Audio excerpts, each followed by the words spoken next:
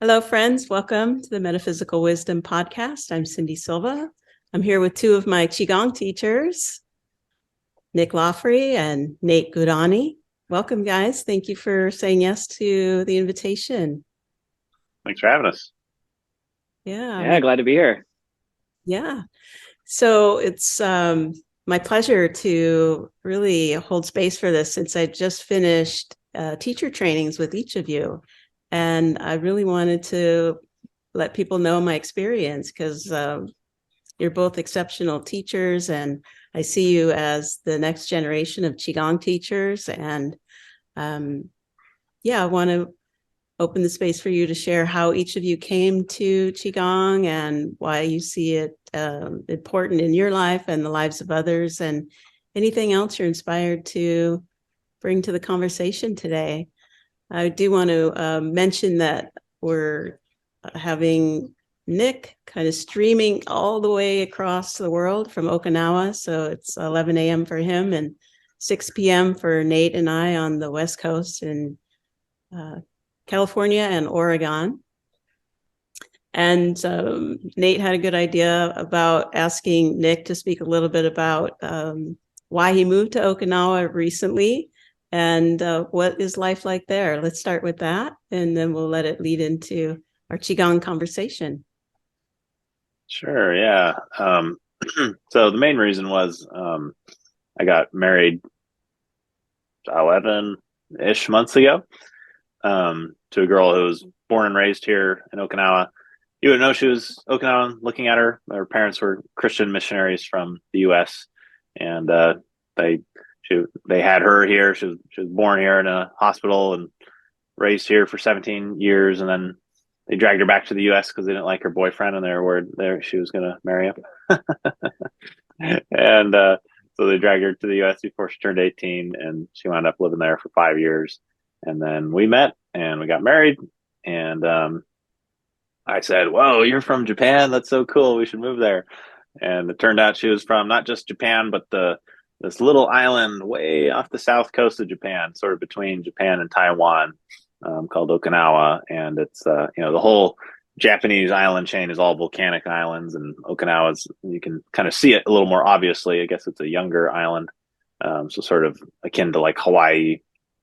Um, and the people here, they speak Japanese, although that's not their native language. Their native language is Hogan. But when they became part of the Japanese Empire or whatever after World War II, the Japanese government made all the schools teach them Japanese, and now everybody speaks Japanese. So you wouldn't know you were in some like other culture here, but it is kind of its own distinct little culture and region.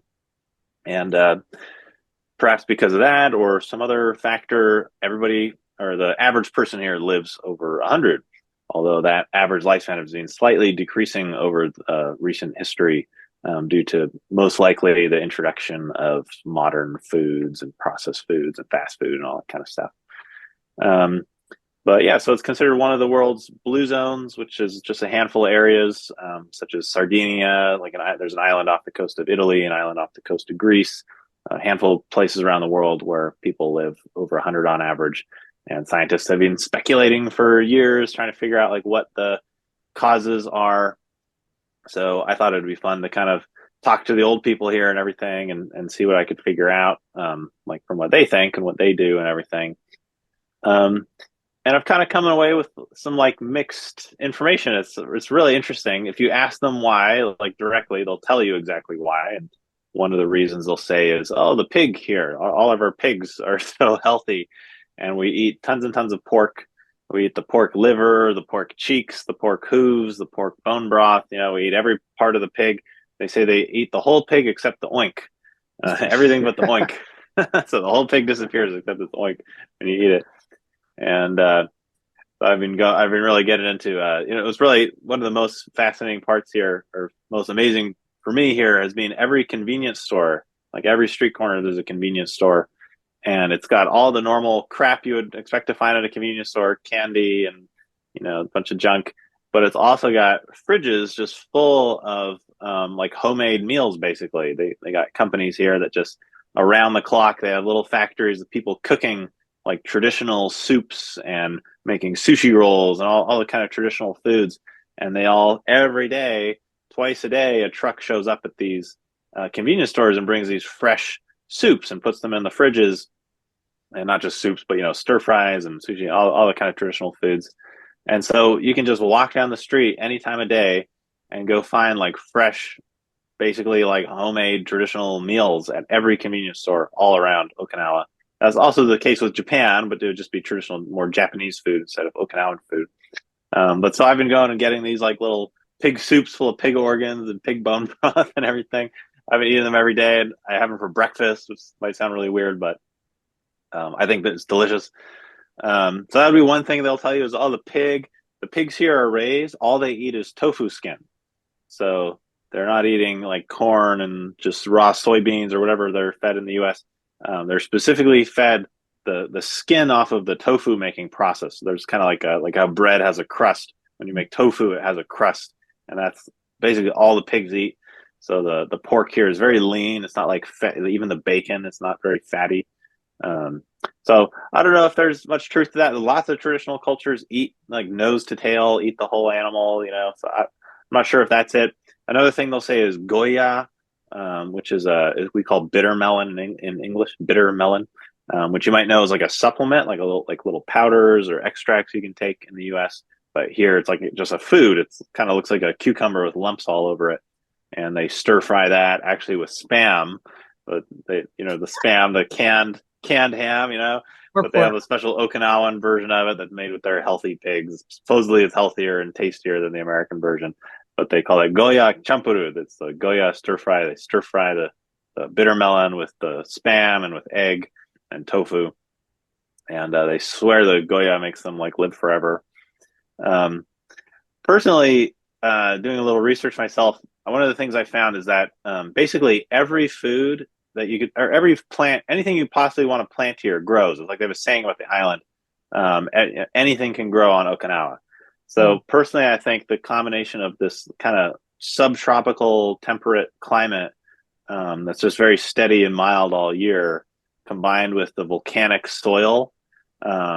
I think there's just like the soil here is just so rich from whatever came up from the volcanoes that made this island, that basically everything grows, and not just grows, but grows like twice as big as it normally would.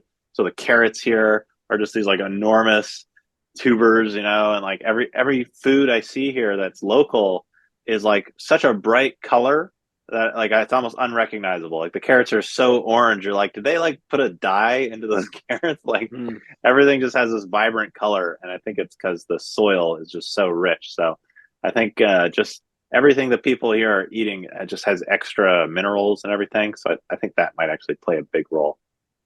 But scientists speculate a lot of other stuff, the cultural stuff. The elderly and the kids, they hang out a lot. So when my wife was a kid growing up here, um, she every day after school she would go to an old person's house, and just any random old neighbor, and by an old person it's like 90, 100 years old, um, and they would teach her to write in the kanji. They would teach her Japanese tea ceremony, they would teach her shiatsu.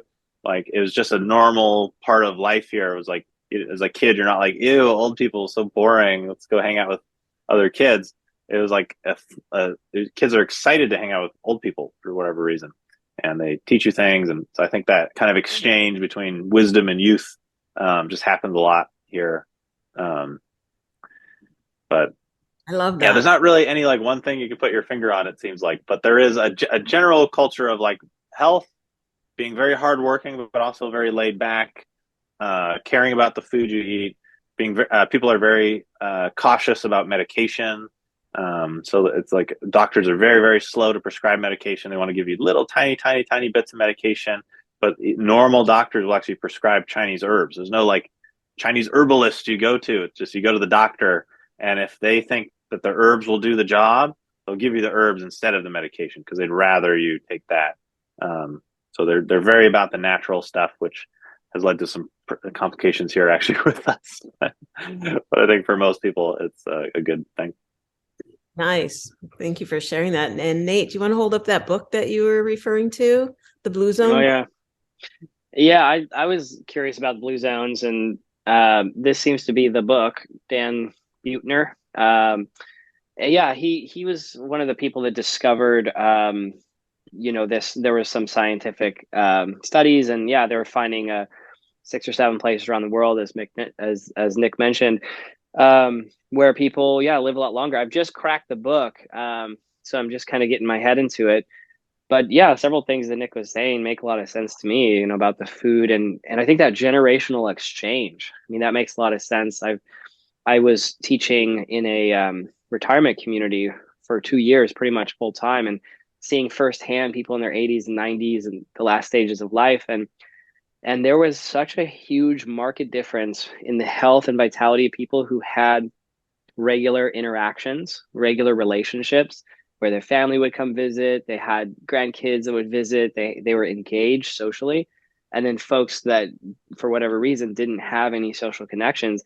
And there was a huge difference. I'd say that was one of the biggest factors for the quality of life, but also longevity. Like sometimes I think when people get lonely and lack that intergenerational exchange, it's extremely draining. So that was a big takeaway from what Nick just mentioned. That makes a lot of sense to me. Yeah, I agree. I love that part. I learned from one of my Qigong teachers, another Qigong teacher, Korean style, the 5 seasons in a life cycle. It's the first season is spring, right? And so the wood element, and then the fire element, and then the earth element, and then the metal, and then the water. And that's 108 years life cycle based on that. But there's, I think this connection that you're talking about is where the water turns back into wood, where the old people the elders pass their wisdom on to the next generation and feeds the wood, the spring of the next cycle. So I like how, that brings it full circle instead of it stopping at water, right? It's on. The water feeds the wood, right? There's Yeah, a joke. There's kind of a joke that I think has a lot of truism to it as well, where it says, when you're young, you have time and energy, but no money. And then when you're an adult, you have money and energy, but no time. And then when you're older, you have time and money, but no energy. And so I see this intergenerational exchange where the older people, I think when they engage with younger generations, they can support them not just financially, but support the middle generation with time. Like Nick was saying, the kids can go play with the elders, and then the adults have this time resource, and young people can get the money and older people get the energy, right? That's a huge cultural difference I've seen here and heard about from my wife is the parents have much, much, much less stress in the parenting process here because partly because of this whole thing with the grandparents and the great grandparents are like super healthy, they're engaged, they're involved, but also they just have less fear around their kids being by themselves. So like you can go around here and the sun could be down and there's like little kids like 6, 7 years old riding their bicycles around like downtown, no adults in sight. And there's just a societal trust here where like in, North America, Canada, US, like people are extremely paranoid. Their kids are going to get kidnapped. They're going to, something horrible is going to happen to them. And there might be like a lot of foundation for that there. But here, like that kind of stuff, like doesn't really happen. Kids don't like go missing and so people really trust that their kids can handle themselves. When my wife was, I think starting at like 5 or 6 years old, she was already a babysitter for babies. Wow. So, she would be in a room, with like 5 babies, and she's like 5 or 6 years old and she's changing their diapers. She's making sure they're not bumping their head, like whatever she had, she'd put them down to nap. Like people really trust kids to take care of themselves and to take care of younger kids. And so one thing I've noticed here is like one thing I noticed about myself in North America was like most of the time when I see parents, I would get like really depressed and be like, man, that's what life's gonna be. You're gonna be this parent, like people really think about it like a lot of people think about it like you're gonna go through your teens and your 20s and you're gonna party and you're gonna have fun and you're gonna travel and you're going to get all the fun in your life out of the way before you're 30 or 35. And then you're going to have kids, but that's like all the fun's behind you now, right? And now you're having kids and you're sacrificing all the fun, and your life is now just about the kids, and now it's like all depressing, right? But at least you had all your fun. But here, I don't think people really have that attitude. They're like, oh, kids is just another fun part of life. Like you have kids, they bring more joy into your life, like kids are fun. Um, but I think we've just made parenting so much work in the West. Like we just add more and more and more work to it that it just gets more and more stressful. And I think it's so, I don't know if you can even replicate this in the West, because here, just the societal trust, like you trust other people with your kid. You can go to the grocery store and have a baby in your cart, right? You're pushing your baby around, and you turn your back to pick up some apples or something, and you turn back and your baby's missing. But you don't freak out, because you just know, someone else at the store picked up the baby because they thought it was cute. They're playing with it over on the other side of the store somewhere. And, like, can you imagine not freaking out that some stranger picked up your baby in the middle of a grocery store? But that's just the trust level here. And I don't know how you recreate that anywhere else, but it just seems like it's so much less stressful. Yeah, and in terms of like the nuclear family too, I imagine in these smaller communities, you have the aunts, the uncles, the cousins, you have this extended family all kind of close by. And that's one thing. Like my wife and I, we have a 19-month-old baby, and we've decided to move back to my hometown to be closer to my parents, to be closer to my brother, my niece. And and I'm really seeing that value. Like it's you're absolutely right that the whole like community around that child can be a support and take such a burden off the parents. Because you're absolutely right. That was kind of my conception going into parenthood. Like we like basically waited as long as physically possible. We're like, okay, Roya's like, here's basically the end of her, healthy reproductive life. We like work backward from there, and like, okay, I think we timed it just, but now you're right. I'm kind of thinking with grandparents around, with a bigger support system, it definitely feels a lot less stressful already just thinking about that. I love that we're having this conversation about generation, because one of the reasons I invited the three of us here was to talk about the next generation of Qigong teachers. And we know that there's lots of lineages of hundreds of years of practice and passing down traditions. And I see each of you as the next generation of teachers. And obviously you've studied with people who have shared their knowledge with you.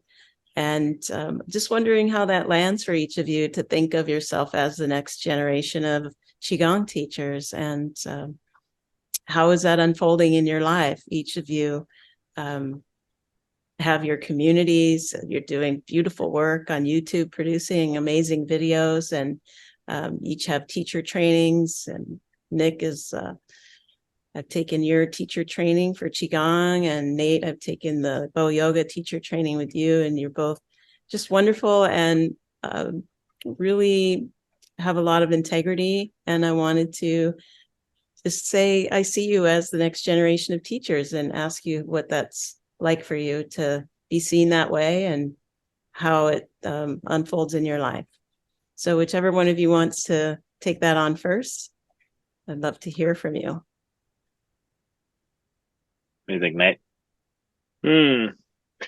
Yeah, I mean that's kind of an interesting idea. I think for me, Qigong came about. I don't think I started Qigong with the idea that I was going to be a teacher, and so it's something that's kind of evolved over time as I've integrated the practices and seen the benefits, and I loved sharing the practices with people. It kind of evolved from there. I think that there's a whole new world now and a whole new set of needs. I think Qigong started, in such a small part of the world with kind of a homogenous population, and generally for a limited set of needs. And now as Qigong is kind of blowing up and growing and expanding all over the world, and people have access to it, I see it also evolving and the art kind of growing. For me, that's what's really exciting. I love learning about the traditions and seeing the lineages and the the practices. Although I think one of the differences perhaps with the new generation I see in myself and I see in others is there's kind of a new willingness to innovate and to kind of see how we can take Qigong into a new territory. And it's kind of interesting because I don't know if it's the kind of connection to the martial arts aspect or what, but there seems to be two wings to like the Qigong community where there's folks that are really interested in the conservation, the fundamentalist approach of like it's perfect the way it is and you have to study for decades and you got to do it just right and don't mess with it, don't screw it up. And then you have kind of a more progressive wing where people are combining it with different things and evolving it and growing it and seeing it almost like music or medicine or art where there's respect for the way it's been done, but there's also a lot of enthusiasm and excitement for how things are going to be evolved. And for me, that's what's exciting about seeing Qigong, because now we have the ability to look at it in terms of neuroscience and we can study the chemicals in your brain when you do it. And we have all these new ways to clothe the practice in new language and to describe it to people in ways that they can relate to. Because often people look at Qigong and they hear about it and it doesn't fit their framework for reality. They don't really understand how it works. And until they experience it firsthand, they can write it off as just woo woo or just, this new age pseudoscience. But more and more, I think that the things that have really been working for thousands of years in Qigong and the concepts and the reasons why we think it's working, I think also can evolve. And that's really exciting to me to see the magic and power of Qigong kind of evolving and branching off into these new areas and meeting people where they are, being able to serve a broader, more diverse community.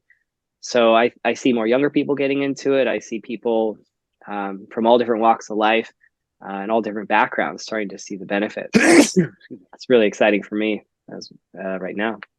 Well said. Thank you. Yeah. I lean towards the innovative side. I do respect tradition, and I also, there's something inside that likes to synthesize. So I'm with you there.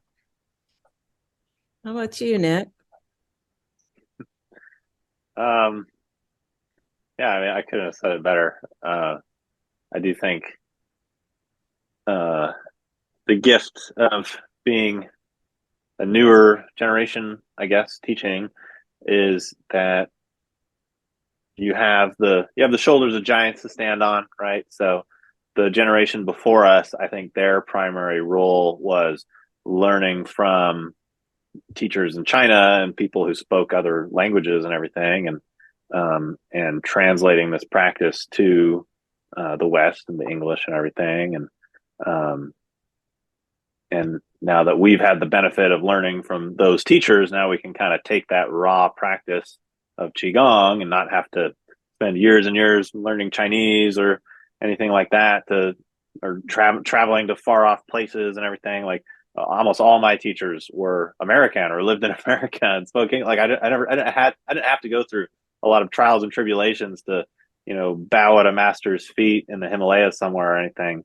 So I think, I don't know about Nate, but I was very, very lucky in that way that my teachers had already done that, and I could just go learn Qigong and just pay some money or something instead of having to do any cultural things to get to it. So the benefit of that for us is it was a lot quicker to learn things, and we were able to learn from lots of different teachers and lots of different styles of Qigong and things related to Qigong. And now the gift that we have is we got this huge head start, and I think that gives us a lot of opportunity to see what we can do with all this stuff we've learned. How do we put different things together and put it together with other practices that we may have picked up along the way and all that. So I think we do have the privilege of being in a little more of a creative position with what we do with it now, especially with the internet. We can reach so many types of people with so many different types of needs and desires, and we can really kind of craft the practice and the message and everything in a lot of creative ways and kind of see what sticks. Mm. I Yeah. had a teacher when I was first learning who said, like back in the old days, and this was like their teacher, who said, you had to. This was in Korea, and I learned a Korean form of, they call it Qigong or Qigong, tomato tomato, and they said you had to, back in the old days, it took you 9 years before they would teach you anything, and the first 3 years you had to just go and chop wood in the forest, and basically just chopping wood was your practice, and you'd cut all the dead trees and the dead limbs, and it was this kind of like purification of your body and mind, and kind of like serving your master, your teacher, before they even taught you anything. And then if you were still around the next 3 years, you had to uh, like the clean everything, like clean the house, clean constantly. You're just cleaning stuff all the way. If you lasted 3 more years, then your third 3 years, you had to cook. You were chopping the food and preparing it and serving it. And if you stuck around for 9 years, then they would just give you a little bit of, they would begin like teaching you something. But they were saying by the time anybody who lasted 9 years, as soon as they learned, Shan Zhuang, or they learned like any little technique, it was like the most precious gold, and they would completely absorb it. And it was, Hmm. uh, they valued it so highly. But my teacher was saying, that's really not practical anymore. Like the world population is exploding. There's so much suffering. There's so much turmoil. Like who can wait 9 years to learn a little bit? And so saying they threw that out the window and said, we need to teach everyone and share this. Yeah. Yeah, that's what I'm noticing, the acceleration and just how much information and how fast information is getting exchanged now. It seems like we're in this time, and I'm really noticing, and I like the word that you used, Nick, privileged. We're very privileged to have access to this, and um, the teachers before us all had their little communities in villages and just local. They didn't have the internet to reach people.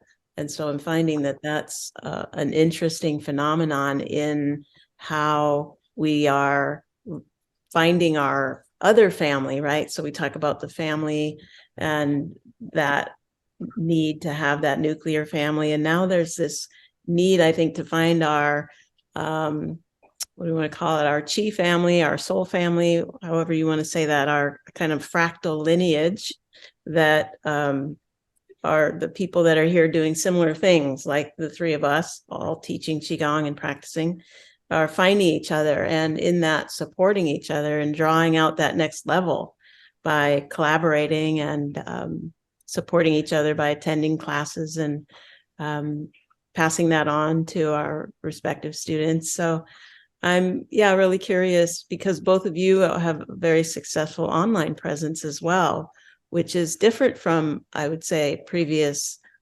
teachers of older generations. And I want to just open that up for any comments you want to make about teaching online and how that's different. What are the advantages and disadvantages of that? Certainly the advantage is the reach and the creativity. And let's hear from you. And I'm going to be sharing some links. So in the description of this video, you'll see links to both of their channels, so you can check out their online classes. And I think one of the disadvantages is less opportunity for immediate feedback.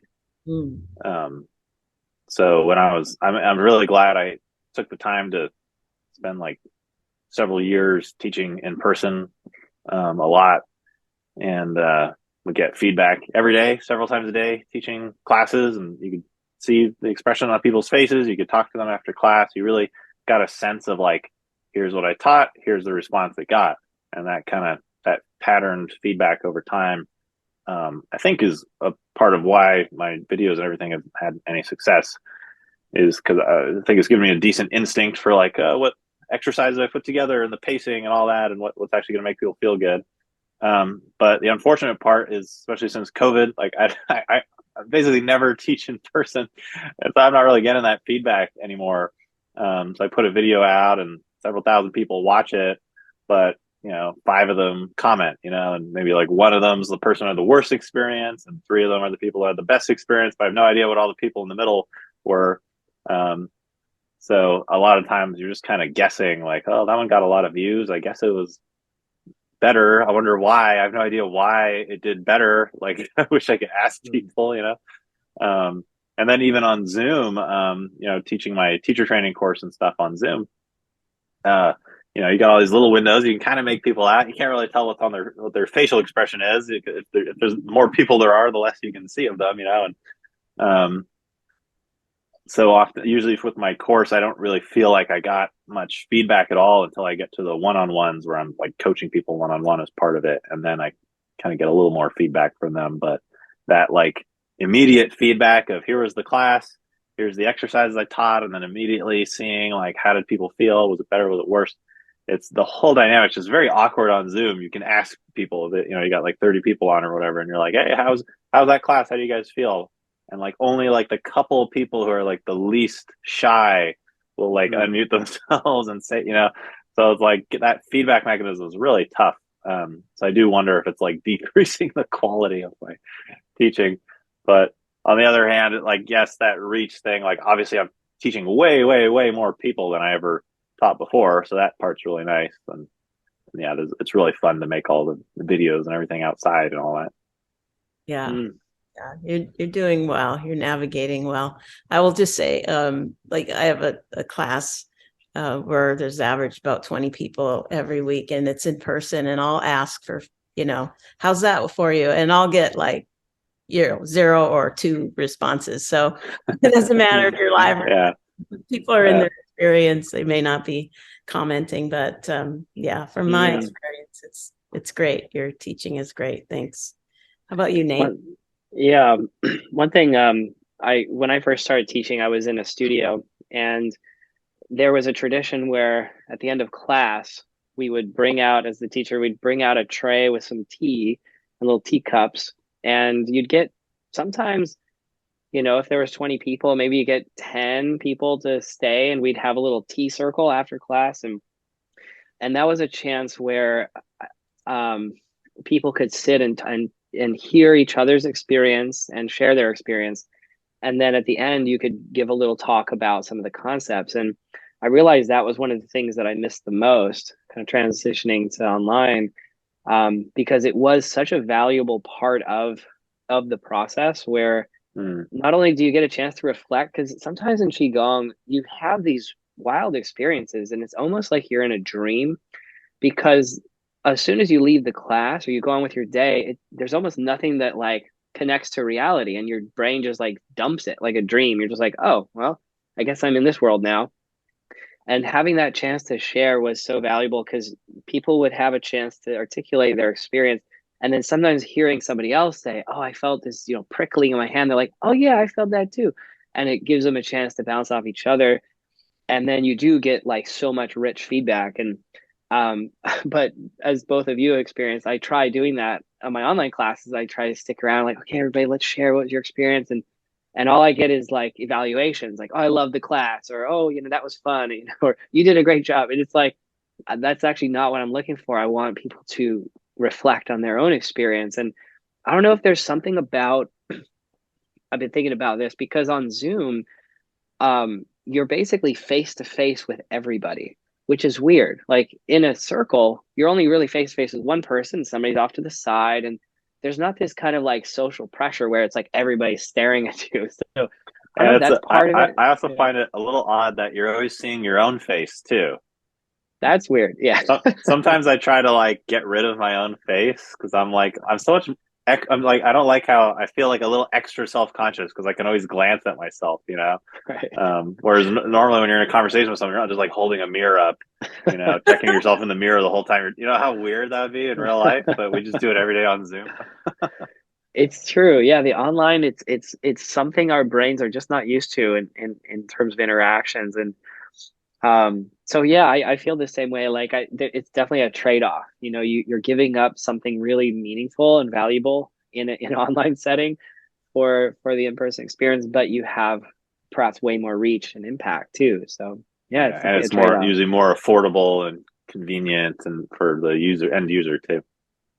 Well, Mm. and that was a big thing. Like I never really taught live classes until the pandemic. And I think Nick also kind of got like shoved into it too because there was no other option. And I was very skeptical that the live experience would actually be that satisfying. You mean And live online? live online, exactly. Yeah. Because I had been doing online courses and I was actually getting extremely disillusioned with the pre-recorded online class experience because Mm, I would spend all this time making a really slick online course and I would even sell it and people even if they paid somebody's $100 for a course and I would look at their participation and it was atrocious. Like literally nobody was like following through with the courses they bought.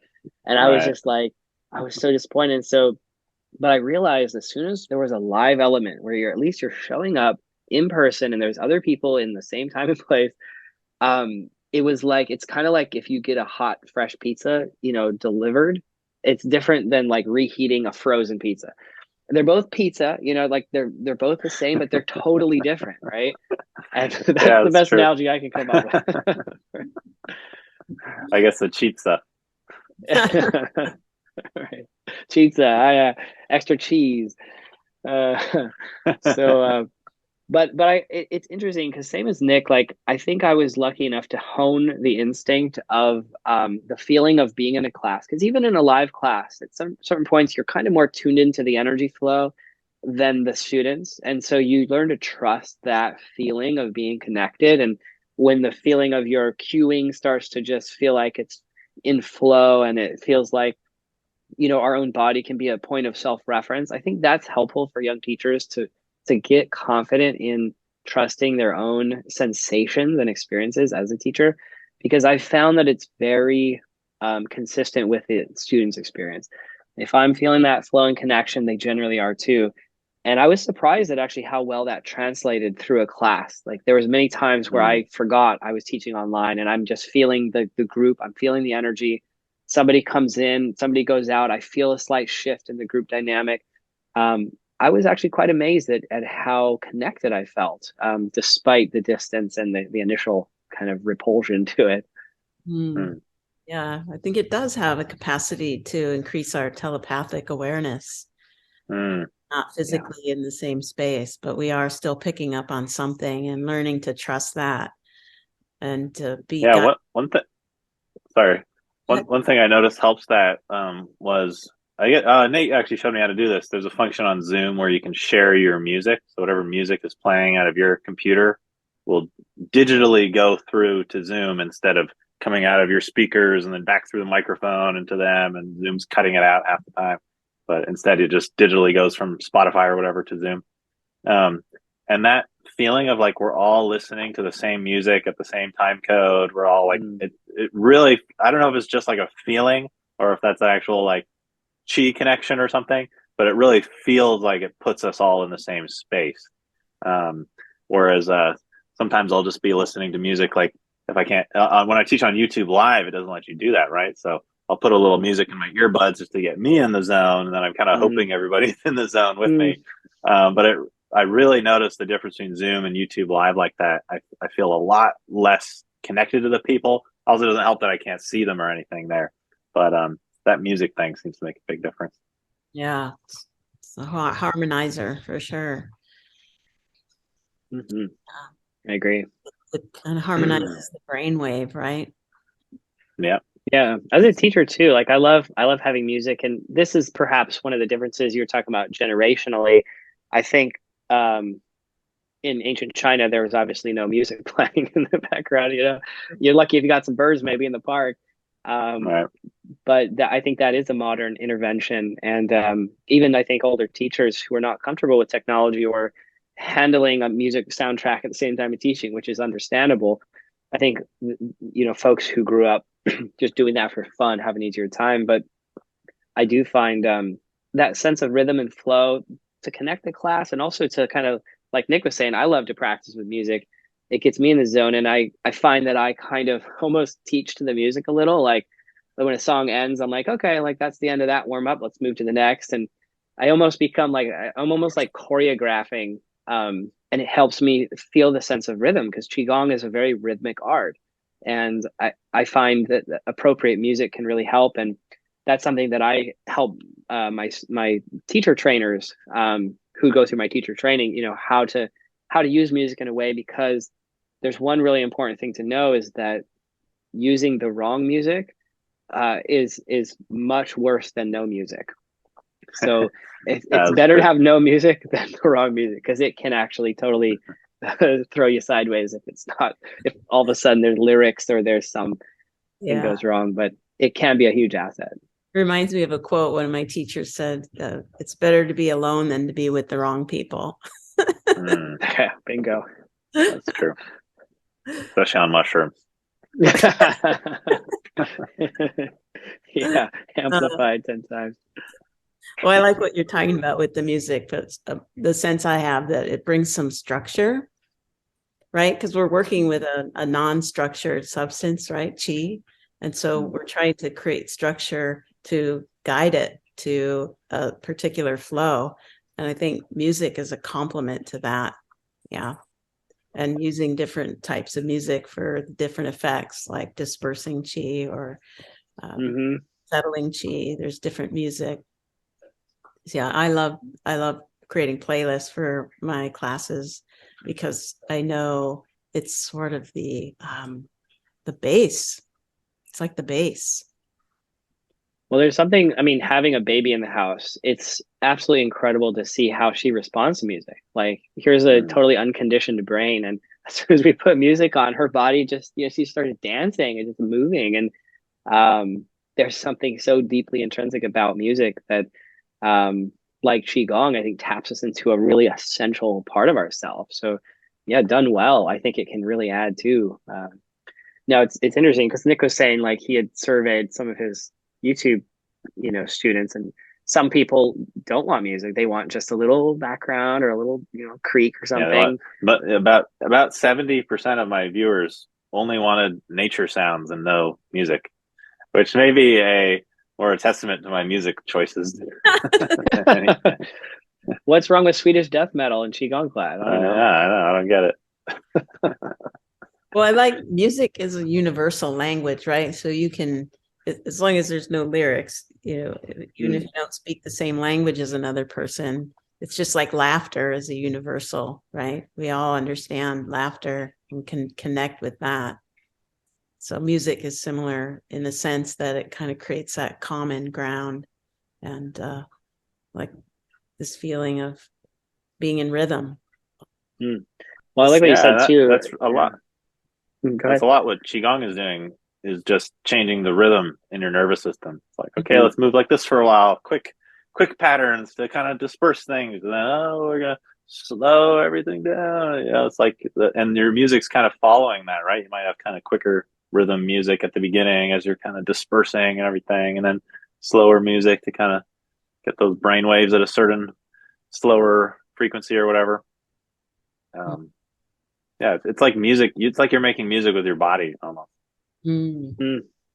That's absolutely true. And even like we talked about in our Bo yoga teacher training, I had a teacher who was a real master of cueing and language skills, and she talked a lot about, there's so many things we can do as a teacher to amplify, to kind of upregulate the nervous system.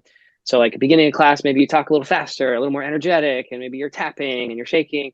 And then at the end of class, you just slow down. You can feel already like you have these dials, on your student's nervous system through your vocal, cue. But music is kind of like this additional teacher that creates that environment on your behalf. Yeah, light will do that too.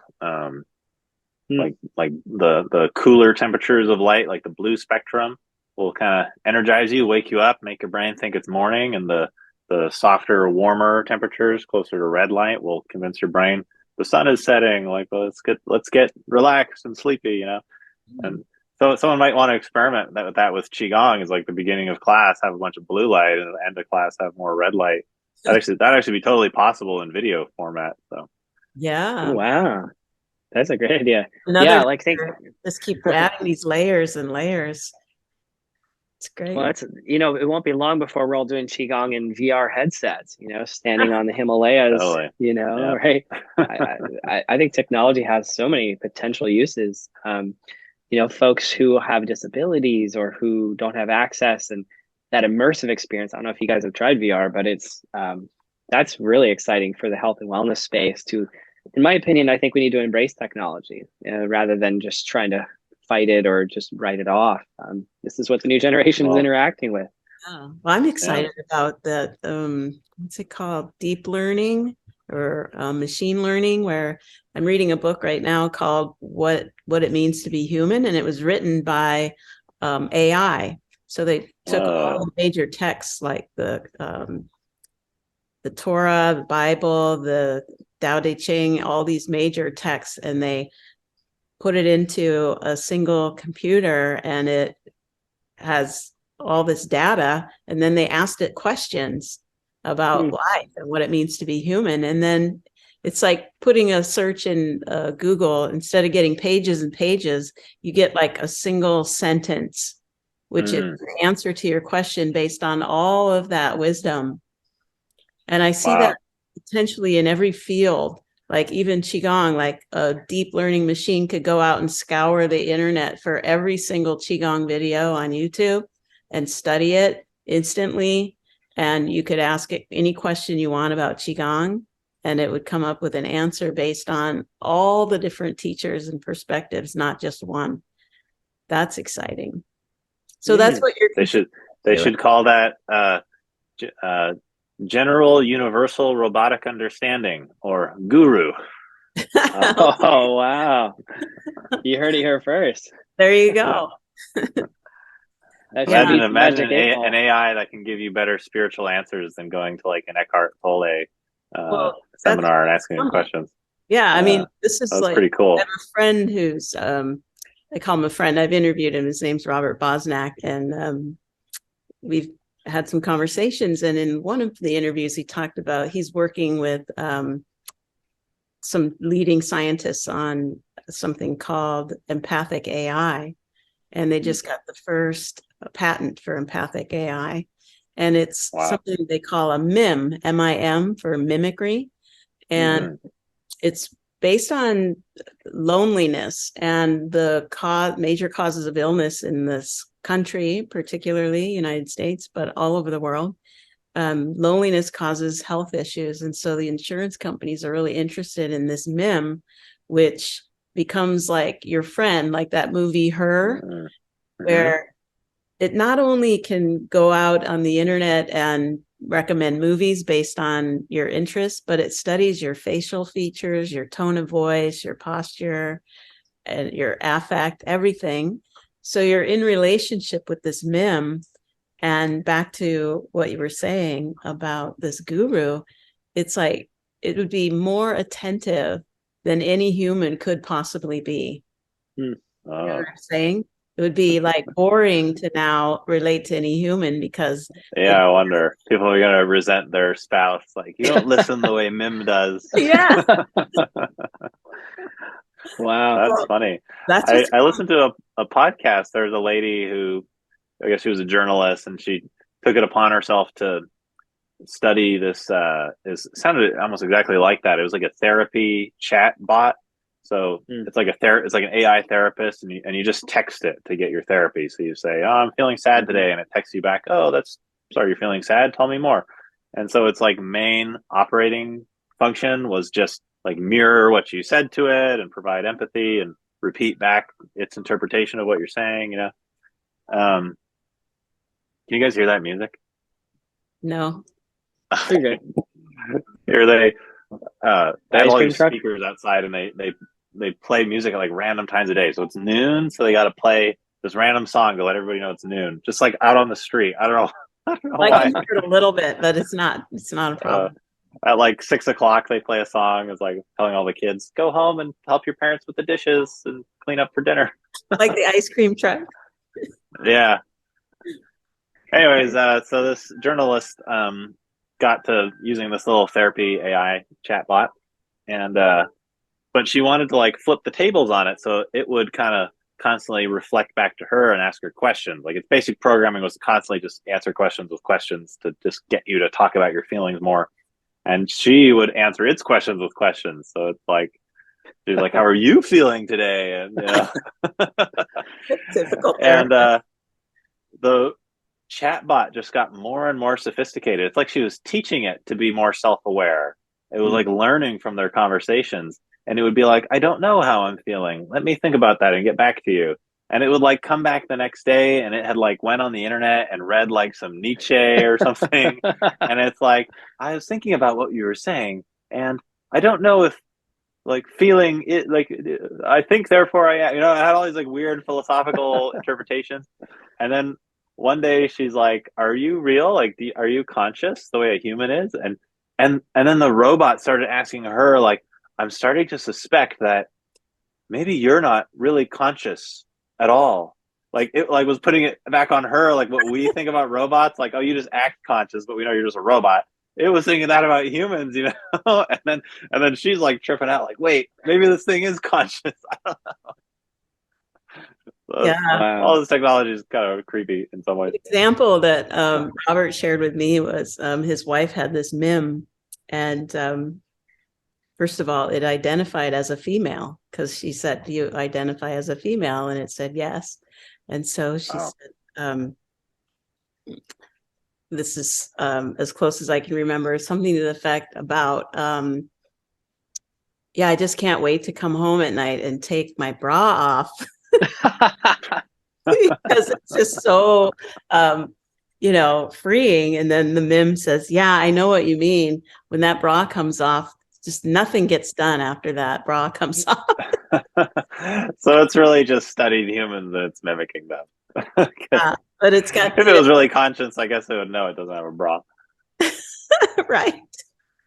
So anyway, things are getting interesting and they're going to get more interesting. But I do want to say that whatever we're putting out there online, like this conversation and all your classes and anything that we're uploading is going to become part of some kind of an AI or a deep learning. And it isn't that it's new or anything different. It's always been that way. It's just that technology is showing us the collective consciousness and how it actually works, right? Like these algorithms, wherever we put our attention. Right. Well, that's if you ever want to test that theory of where your mind goes, energy flows, look at the YouTube algorithm. That's right. It's incredible. I Right. mean, I put like one, I put like a toothbrush song or something for my daughter, and all of a sudden now it's all I get in Sesame Street, and it's like immediately it recognizes, oh, you're interested in something new. And, and at the same time, like that's part of why I feel really good about putting stuff online is that we're adding to this collective knowledge. And I think we're putting something really positive into the internets and this next generation and the ones after. I mean, they are going to be fully integrated with the internet. Like this is their world, and we could, I hope that there are times when we can unplug, and especially for young people, it's necessary. And at the same time, if people are going to engage with technology, it might as well be with something really healthy and something that tunes us into our breath and our body and our being. I think Qigong is probably the best tool for counteracting the negative effects of technology, because technology is basically saying like, oh, you only have two senses and it's sight and hearing, right? And that's the only thing it can do is audio video, right? And so people just get super into this world of thought and sight and sound, and that's all they live in for most of the day. So even like a lot of careers are like that now. And but Qigong's whole sense that it's working with is feeling. Like it really puts your mind back in the felt sense of your body, which is like it's constantly that sense is being sucked out of you by technology all the time. So I think that Qigong really reverses that. And I think also like all the electromagnetic fields and all that stuff. It's a little more of like an edge science, but I think is real. I notice it. I think Qigong definitely plays a part in counteracting those influences of just all the new energy that we're surrounded with all the time. Yeah, I agree. definitely feel it more. And on my computer, I have to spend less time. I don't know if it's as I get older or if it is the 5G or what, but I can literally feel energy coming up and out of my body, and I actually get cold. So I have Oh, to, wow. yeah. So I do feel it. Maybe I'm just more sensitized from practicing, but yeah, well said. Thank you. So we're getting to the end of our time, and I want to make sure to give each of you a chance to talk about your website and where people can find you. And again, just to reiterate my respect for both of you and my support. And I've enjoyed being a student of each of you, and your teacher trainings are exceptional. I highly recommend them for anyone interested that's listening that wants to become a teacher or already is and wants to continue sharpening their skills. These guys are the real deal. So let's have Nick share your website, your YouTube, anything you want people to know, any upcoming trainings you might have. Give us some invitations here. Sure. Yeah, probably the easiest place is my YouTube. Got lots and lots of free Qigong practices and stuff on there. And then the next would be my website. I have a free e-course you can download. It's kind of like a 1 week cleanse for your brain and your liver and your gut. So it's a diet and a Qigong practice and stuff like that. So it's just a little like free mini course that I guess you can download and then use 10% of, like Nate was saying. But so that's on my website. You can download for free. And then upcoming stuff. Yeah, I run a Qigong teacher training. That's all online. And I do retreats now a couple times a year. So we have a retreat in February in Hawaii that's coming up, and we're planning on doing one in Europe in the summer. So that's my stuff. Great. And when your Mhm. visa's up and you come back to the United States, you're going to do one here in Avila Beach. I hope so. Yeah. Mm-hmm. Yeah, well, I second Cindy's comments about Nick's work. It's top notch. He's really trained with the best, and he's just got so much to offer. I always learn a lot from him whenever we collaborate or I take his classes. When I need new ideas, I'm always on his YouTube channel, like, oh, okay, great, that's a good one. I'll do that. So he has generously put out so much fantastic content. And I also have another friend who took his teacher training and was really happy with it. So yeah, definitely people should check that out. For me, what I offer is a combination of things. So bow yoga is a basically gentle yoga with a bow staff. So I've created this padded, flexible bow staff, which helps with balance and alignment, and it helps people get into yoga poses and be able to access the benefits of gentle yoga, where a lot of traditional vinyasa classes are really not suitable for everybody. I do a Qigong class, and I also do a class called Balance for Life, which is kind of like older adult fitness. We do hand weights and body weights and movements, really trying to help with longevity and keeping the joints healthy and happy. I've also been getting into, we talk about kind of empathy and communication. I've been teaching a nonviolent communication course, which is a body of work that's just fantastic. And it's really about empathy, being able to communicate our needs, sensing other people's needs. So throwing that out there, that's been a fun new project I've been working on. One thing I can offer your listeners and viewers, I have a 5-day balance course that's free, and it takes people through a little bit of everything. It's 5 days focused on just improving your balance. And we test your balance at the beginning, we test it at the end, and you actually can measure it. And people see 20, 30, 50, 60% improvement in their balance in 5 days. It's kind of amazing. Each day is a little different. You got a little yoga, a little qigong, a little tai chi, a little balance for life. So it's a nice smorgasbord of what I offer. So I'll give Cindy a link. She can probably post that in the description somewhere. And yeah, check out bowyoga.com. That's really the hub for all my offerings. Excellent. Thank you. Yeah, we had Nate and his beautiful family here this last summer for a retreat, and everybody loved it, and they're still talking about it. So thank you for your exceptional offers and presence. Just really enjoy both of you, and I'm integrating everything I'm learning. So all my students are benefiting from both of you. And I'm now a certified bow yoga teacher, so I'll be offering some bow yoga coming up. It's gonna, Yay. yeah. So yeah, it's I was never really much of a prop person, but that prop is really just added so much creativity to everything I do. And of course, I'm getting, I'm 30 years into my yoga practice, so my body's not the same, and really appreciate that bow staff and still being able to get into some deep stretches without the impact. So really thank you for that. Well, and I think we have Nick to thank for us meeting, right? Because when I was in Santa Cruz taking Lee Holden's teacher training, I met Nick. I reached out to him because I'd seen him online, and we connected, and I did an interview with him. And I think you were looking up him and found his interview with me, and then you're like, oh, Bo Yoga. So anyway, we've all Yeah, kind of that's right. had these interlocking paths that have been really, really fun. That's true. Thanks for remembering that. Yeah, I did. I met Nick first at 1440 and took a class with him. And then we took Roger Yanka's training together.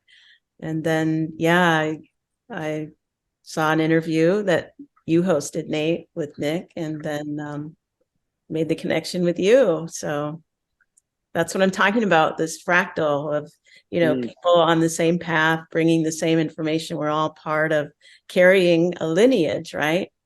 But we're doing it in our own unique way and paying it forward through what we have to offer and supporting each other along the way. So that's one of the reasons I wanted to engage with your trainings, is to support each of you as teachers and really let you know that there's an interest and a need for this, and do something like this and share my experience so others can know. It's so, how we get these reviews on Amazon about, products that we might want to buy, or any kind of product review. You look for what other people's experience were. And it's kind of my way of doing that for training with each of you. So Thank you for your contribution to my life and the lives of my students and this community here in Avila Beach. And yeah, would love to stay in touch and have you come offer whatever's new and exciting for you when that works.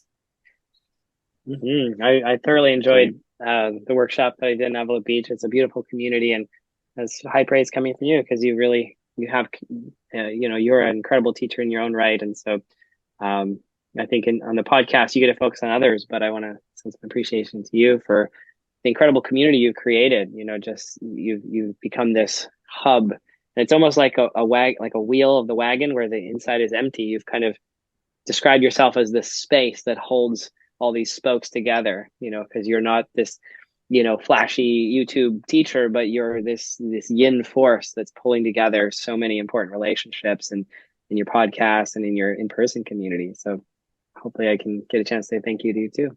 Well, thanks. I really appreciate it.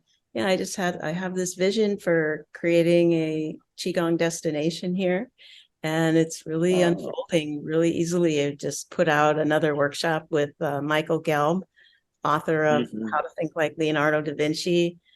Been practicing. I read that book. That was really good.